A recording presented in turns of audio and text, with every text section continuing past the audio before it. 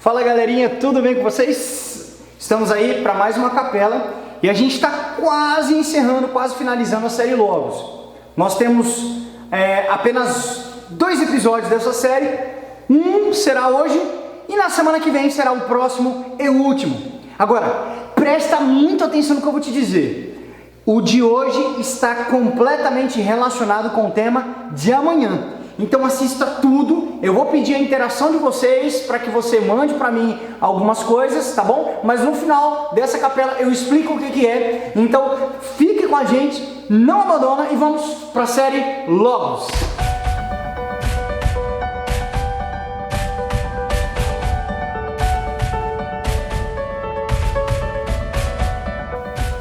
Hoje nós vamos trabalhar sobre mais um tema. A proposta é a gente pegar uma palavra e entender o que essa palavra significa, estudando a língua hebraica, a língua grega, pegando o seu verdadeiro significado. A gente também vai perceber um pouquinho contextos bíblicos, qual é o verdadeiro significado, o real significado do que a gente vai trabalhar. E hoje a gente vai conversar um pouquinho sobre uma palavra muito comum, muito temida, mas com conceitos bem equivocados a respeito dela.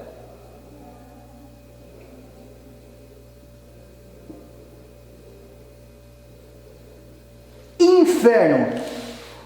Talvez alguns já ai Jesus Cristo, né? Mas a gente vai trabalhar um pouquinho sobre inferno, não tenha medo. A gente vai trabalhar dentro de um conceito bíblico, mas antes da gente trabalhar um pouquinho sobre o inferno, para entender o que a Bíblia fala sobre isso, eu gostaria de convidar você mais uma vez a fechar os teus olhos e me acompanhar em oração. Senhor Deus, nada melhor do que as próprias Escrituras Sagradas para nos revelar aquilo que precisamos saber sobre os ensinamentos que o Senhor deixou. Nos ajude a esquecer aquilo que o homem nos ensinou, mas nos ajude a entender aquilo que o Espírito Santo vai nos guiar por meio das Escrituras Sagradas. Por isso, nós pedimos que o Espírito Santo esteja agora com a gente, nos dando entendimento, a compreensão por meio das Escrituras, e em nome de Jesus que oramos. Amém. Muito bem, vamos para essa etapa. Inferno. A palavra inferno, ela está linkada com outros conceitos, mas a ideia de inferno, ela vem carregada de muitos mitos. E esses mitos, que são defendidos por séculos, alguns estudiosos começaram a perceber a partir do século XVIII e XIX algumas distorções a respeito desse conceito. Principalmente a partir desses séculos XVIII e XIX, houve um reavivamento no conceito da Bíblia, a compreensão sobre a Bíblia foi diferente, reforma e maneiras de compreender, um estudo mais profundo. As pessoas tiveram mais acesso à palavra de Deus, aquilo que havia sido tirado. As pessoas perderam o privilégio, agora eles retomam ter o acesso na tradução bíblica. Eles têm um contato pessoal com a Bíblia e agora eles começam a investigar nas próprias Escrituras Sagradas os seus significados e não estavam mais se contentando em ouvir através de outras pessoas. E o mais interessante é que eu não sei se você já ouviu a parábola ou a história, a alegoria dos urubus. Conta-se mais ou menos assim, não é nada engraçado, é só para a gente ilustrar. Aconteceu um acidente com um urubu. Esse urubu bateu num carro e o carro bateu no urubu e ele saiu tropeçando, não estava em alta velocidade. O carro, então o urubu logo se reergueu, foi cambaleando, alçou voo e assim foi conseguindo se reerguer até que ele foi embora. Uma pessoa foi contar essa história. A pessoa que vivenciou isso, ele disse: olha, cara, acertei um urubu, mas quase que ele morreu. Aí outra pessoa que ouviu foi transmitir a história e disse: olha, uma pessoa, um amigo meu chegado, de confiança, cara, acertou um urubu e praticamente assim o urubu ficou morto. Aí o outro vai contar: cara, um amigo meu me contou que aconteceu um acidente, que o urubu bateu no urubu, o urubu morreu. E essa história vai se espalhando e se espalhando e se espalhando até que todos os urubus entraram em extinção. O que essa parábola ou alegoria ensina pra gente? que com o tempo a gente mantém a história e a gente começa a ampliar a história. Por isso que é importante a gente sempre nos apegarmos à Bíblia, porque ela não muda, porque Deus não muda. E isso a gente pode conferir em Malaquias, no capítulo 3, nos primeiros versos ali desse capítulo. Deus não muda. E essa é a nossa segurança de que a palavra de Deus é a única regra de fé, e não as pessoas. Porque as pessoas mudam seus conceitos, elas mudam de acordo com o tempo, mas a gente precisa se apegar à palavra e conferir tudo aquilo que as pessoas falam com a palavra. E então, durante os séculos, essas coisas foram mudadas, assim como a história do urubu. E esses estudiosos do século 19 e 20 começaram a perceber certas distorções que aconteceram ao longo do tempo. Para você ter uma ideia, são mais de 20 milhões de cristãos atualmente no mundo que não creem no conceito de inferno como a maioria acredita. Você acredita no que quando se trata do conceito de inferno? Para você, o inferno é nada? Não existe? Para você, o inferno existe e é o estado de morte? Ou para você, o inferno é um lugar que está na terra, que tem fogo, o diabo está lá com os demônios e as pessoas que morrem e são más vão para lá e queimam para sempre? Um desses conceitos talvez seja o seu, ou talvez um outro diferente. Mas posso te dizer que o mais comum é aquele que nós acreditamos, ou que algumas pessoas acreditam, que existe um inferno abaixo desta terra, onde queima, tem fogo, as pessoas morrem ímpias e vão para lá, e o diabo está lá também, junto com os demônios e aquela coisa toda. Chifrinho, tridente, isso a gente vê em desenhos, isso a gente vê em filmes e outras coisas mais. Mas o interessante é que são mais de 20 milhões de pessoas no mundo, muito mais de 20 milhões de pessoas no mundo, que não acreditam nesse tipo de inferno. Por quê? Porque a gente vai precisar trabalhar hoje na série Logos, que significa palavra ou verbo, o significado real de inferno. Para você ter uma ideia, como eu disse para você, esse tema está linkado a outras coisas. Como por exemplo, escrever de azul para ficar mais bonitinho. Esse tema, como eu disse para vocês, a gente vai precisar trabalhar junto com outros, mas vamos trabalhar só mais um na semana que vem.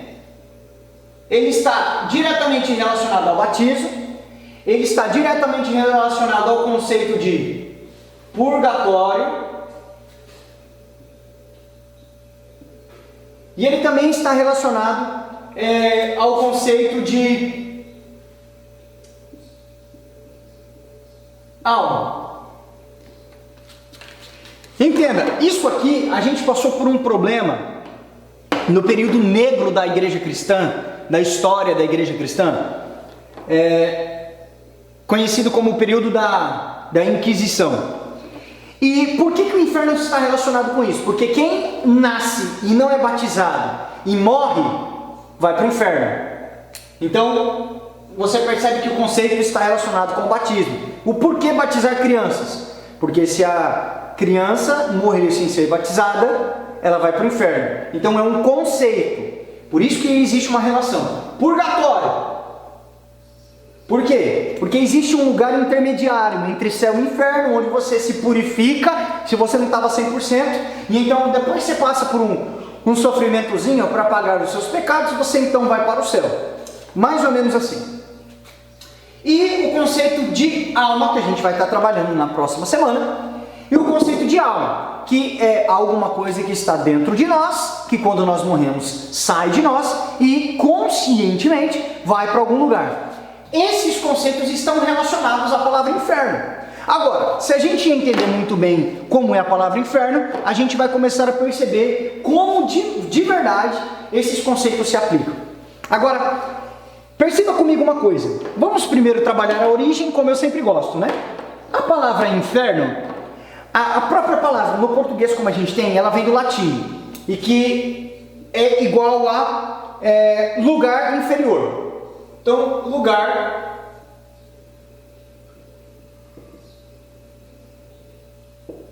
lugar inferior, ou até mesmo a expressão abaixo.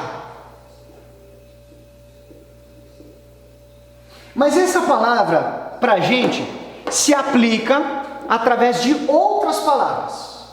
São uma palavra duas palavras hebraicas e uma palavra grega.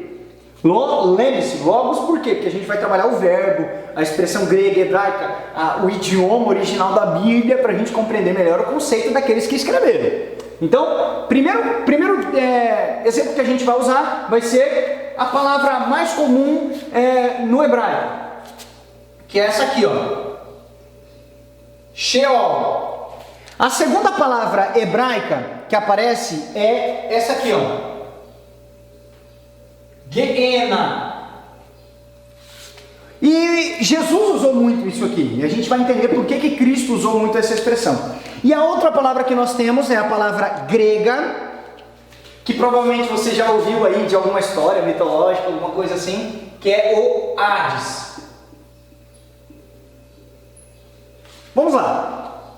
Primeiro, o que significa Sheol? A palavra hebraica Sheol, ela significa sepultura, lugar dos mortos, sepulcro, cova. Então a gente vai reduzir isso aqui embaixo em cova,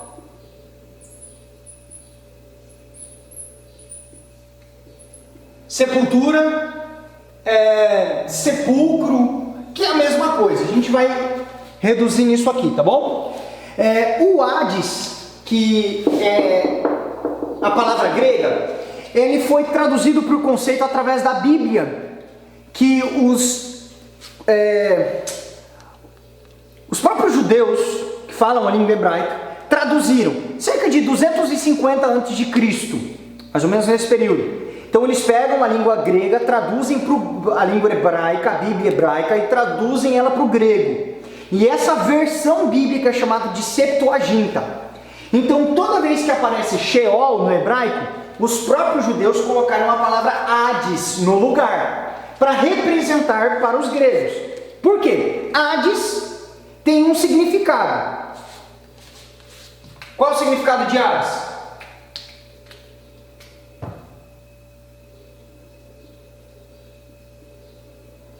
Sepultura ou lugar dos mortos. E então, o Geena, a gente vai ter vários textos bíblicos, eu posso mandar para vocês, eu vou colocar na descrição desse vídeo aqui para você acompanhar. Josué cita esse lugar, era um lugar que ficava por fora da cidade, dos muros de Jerusalém. Jesus ele cita muito a questão de Tofete, que era um lugar onde ficava em Geena, e Geena nada mais é do que um lugar. E a sua tradução significa Vale dos Filhos de Inom, ok? Então, para a gente entender aqui,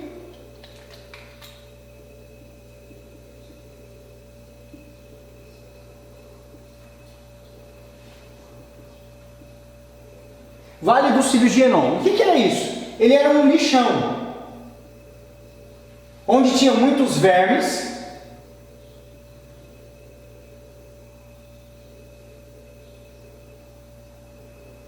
e muito fogo, porque eu não sei se você já teve a oportunidade de ir a um lugar onde tem muito lixão, onde tem um lixão, eles queimam muito aquele lixo.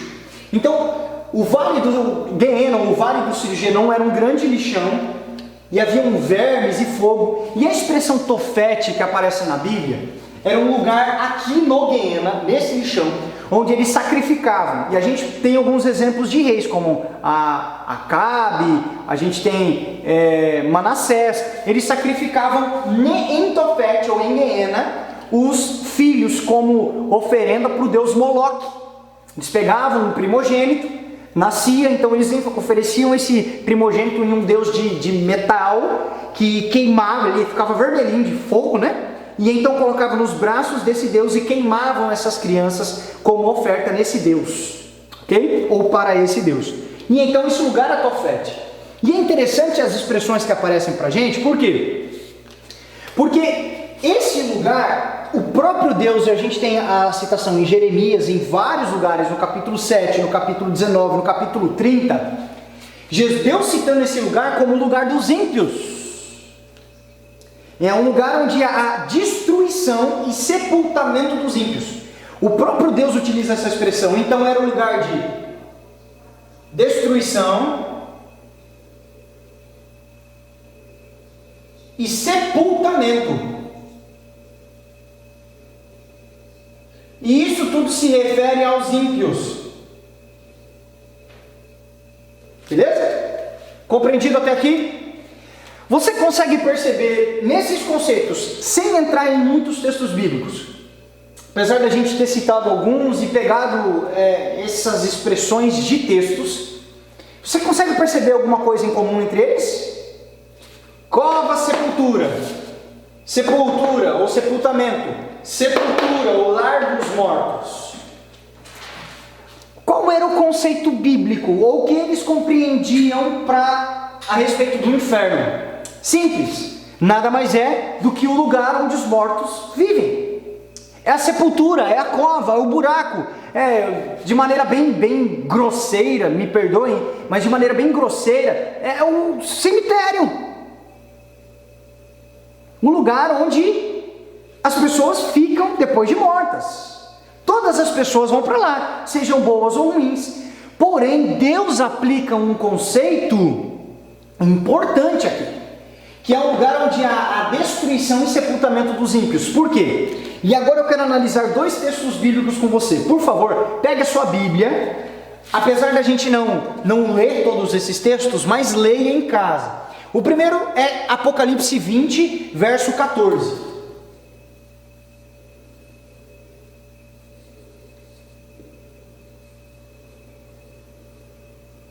Apocalipse 20, verso 14.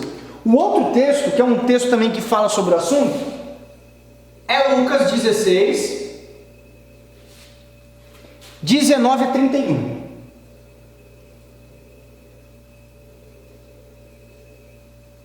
Vou contextualizar vocês. Em Apocalipse, no capítulo 20, vai falar sobre o milênio. O que é o milênio? É um período de 1000 anos onde Satanás está preso nessa terra. Por que ele está preso? Porque não tem ninguém para tentar. Isso fica bem claro no próprio capítulo 20.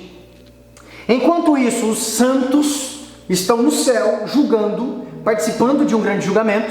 Aqueles que morreram em Cristo Jesus já haviam ressuscitado e foram para o céu com Ele, juntamente com aqueles que estavam vivos e viveram na graça de Cristo, esses também foram ao céu com Ele. E aqui, quem ficou? Ninguém. Porque o próprio livro do Apocalipse, no capítulo 6, 2 Tessalonicenses capítulo 2, fala que os ímpios vão morrer quando Cristo se apresentar no céu. Então, os ímpios que estão mortos permanecem mortos. Os ímpios que estão vivos morrem pela manifestação da vinda de Cristo Jesus. Por quê? Porque ninguém pode ver a face de Deus glorificado em pecado. Por que é que os santos então poderão ver? Porque eles serão glorificados. E isso fica muito claro em 1 Coríntios, no capítulo 15, a partir do verso 51.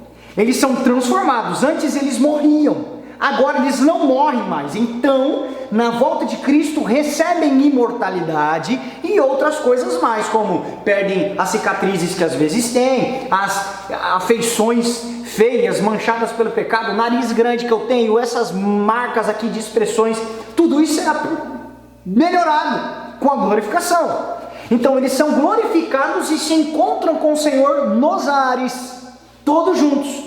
Aqueles que estavam vivos são arrebatados para se encontrar com o Senhor. Aqueles que estavam mortos ressuscitam e também juntos vão se encontrar com o Senhor. Isso a gente também viu em Tessalonicenses no capítulo 4. Até aqui tudo bem, né? Então o conceito de inferno talvez tenha dado um nó na sua cabeça. Mas fique claro uma coisa. Quando a Bíblia apresenta Sheol no hebraico, Hades no grego, ou até mesmo Guiena, ele se refere a cova, a sepultura, um lugar onde morre. E Guiena, Cristo usou em várias referências para a destruição e sepultamento dos ímpios. Por que isso? Porque em Apocalipse, no capítulo 20, no verso 14, nós encontramos o seguinte: então a morte e o inferno foram lançados para dentro do lago de fogo. Essa é a segunda morte, o lago de fogo. Para pensar o seguinte: Se aquele negócio que a gente normalmente vê em filmes, em desenhos, fosse verdade, aquele fogo consumindo os ímpios para sempre, aquela coisa toda. Se isso fosse verdade, qual seria a razão do Sheol, ou no caso aqui no grego, o Hades, ser lançado para o fogo? Você já parou para pensar? Apocalipse 20, verso 14 diz que o inferno, o Hades, será lançado no fogo. Porque existe uma aplicação muito clara nesse conceito do Hades. O Hades deixará de existir.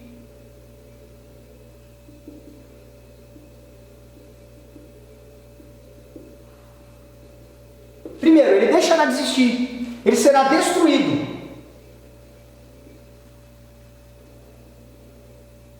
Por que ele será destruído? Porque Apocalipse no capítulo 1 diz que quando Jesus voltar, ele vai restaurar depois do milênio tudo nessa terra.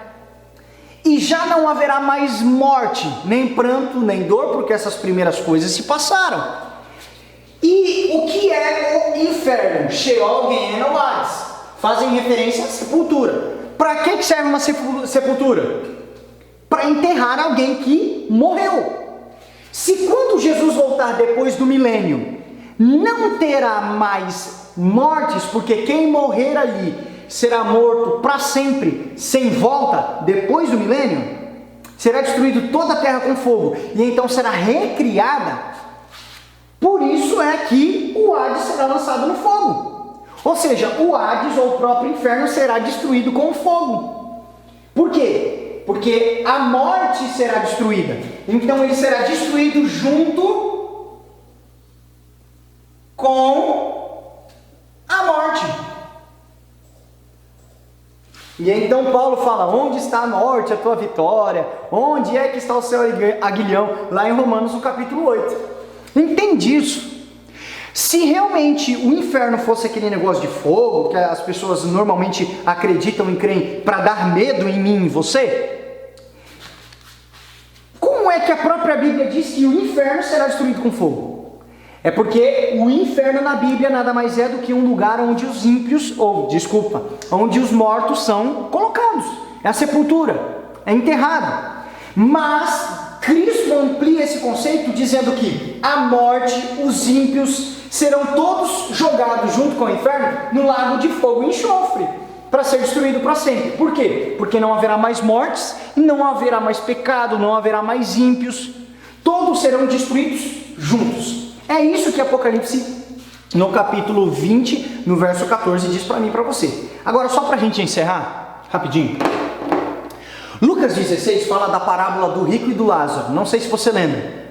Mas o rico estava ali achando que era bom, até porque o conceito da época era: se eu sou rico, eu tenho grandes bênçãos de Deus. Deus tem abençoado um monte, então eu sou um filho fiel de Deus. Parece alguma coisa que a gente ouve hoje, né? É prosperidade, prosperidade, riqueza, riqueza, riqueza, riqueza. E Deus, Cristo Jesus, ele vem ensinar algo um pouco contraditório aqui, para eles na época. Aquilo que eles acreditavam, tinha como tradição. Por quê? O rico, que acreditava que eram as bênçãos de Deus, bênçãos de Deus, bênçãos de Deus, se eu sou rico, eu estou indo bem. Se eu sou pobre, tem alguma coisa errada. O rico vai para o inferno. E o pobre, que desejava comer das migalhas do rico, esse vai para o céu. E há um diálogo entre eles. E alguns pegam esse exemplo do rico que está no inferno queimando, e aquele que está no céu muito bem, que é o pobre, o rico e Lázaro. Lázaro é o pobre. Então dizem que existe então o inferno, e esse é o conceito de inferno. Bom, até os próprios judeus foram afetados pelo conceito helenístico de inferno. Isso a gente vai entender melhor na próxima semana, porque eles foram afetados pela ideia platônica ou dicotômica do ser humano. Uma dicotomia. Depois a gente explica isso aí melhor na semana que vem. Mas em suma, o que eles passaram a entender? Que havia realmente uma diferença entre uma coisa e outra. E Cristo, ele provavelmente aqui, ele fala de uma maneira meio jacosa, meio irônica, para contrariar o conceito. Lembre-se, Cristo aqui está se tratando de uma parábola, e não é uma parábola única, isolada, mas ela segue uma sequência. Ela segue uma sequência lógica e tem um propósito. Nem toda a parábola que Cristo contou é uma história real que estava acontecendo. Algumas de fato foram histórias que ele vivenciava, ele estava olhando e fez uma aplicação daquela história, mas nem todas eram. Por exemplo, se nós formos pegar todas as parábolas e colocarmos elas como reais, a gente vai ver um Deus que é um juiz iníquo. Nós vamos ver aquele que ceifa, onde não sei se você lembra da parábola dos talentos. Se não lembra, procura aí, parábola dos talentos. Fala assim, é um Deus que colhe onde não semeou. Ué, como assim? A parábola, ela vem trazer uma lição, uma aplicação pessoal. Outra parábola, outra expressão que a gente vê é que um rei que vem convidar as pessoas e dá vestes e meio que forçam elas para sentarem e entrarem para uma grande festa. Os convidados não quiseram vir, então ele convidou as pessoas que estavam na rua, esse rei. Foi uma história ilustrativa que representa algo, mas não está dizendo ali que Deus é alguém que força você para se salvar. Você tem a sua escolha. Então a parábola não necessariamente é uma história verídica. Pelo contrário, ela é uma história ilustrativa, assim como a história do urubu que eu contei para vocês. Mas existem alguns conceitos aqui que a gente precisa aprender. Primeiro, a parábola. Aparece alguém que vai para o seio de Abraão. Como que isso acontece? Se a gente for levar para a literalidade, foi para o seio de Abraão, fica meio estranho. Outra coisa, os dois aparecem de forma corpórea. E quando morre, o corpo fica enterrado. Como que os dois aparecem de forma corpórea? Outro conceito, o terceiro e próximo conceito um pouco diferente. Eles dialogam, eles conversam. Como que alguém que está no inferno conversa com alguém que está no céu? E para piorar a situação, quem está no inferno pede para quem está no céu molhar as pontas dos dedos e passar na língua. Eu estou no inferno, está queimando, está quente, está horrível. Só molha a pontinha dos dedos e põe na minha língua, por favor. Não tem lógica. E outro conceito, só para a gente encerrar aqui. Ele olha e fala assim, não dá para fazer isso porque tem um abismo entre nós. Como que tem um abismo entre eles e eles conseguem dialogar? Esses elementos mostram para você que não é uma história verídica, mas é Cristo colocando uma história que provavelmente era comum na época e aplicando de alguma forma. Tudo bem? Queridos, Cristo provavelmente olhou de tom jacoso ou usando algo comum para contrariar uma tradição, uma halakha da época, um conceito equivocado a respeito de muitas coisas. Cristo nessa parábola estava falando sobre o orgulho, a ganância, a dureza do coração desses homens. E alguns elementos que aparecem aqui deixam bem claro para a gente que através da parábola nós temos ilustrações e não histórias verídicas, reais, bem claras em todos os detalhes. E também temos outras parábolas que aparecem seres inanimados, como por exemplo Josué, Abacuque, em Lucas, em Hebreus 11. Hebreus 11, o sangue de Abel grita. Como que o sangue grita? A parábola permite essas coisas.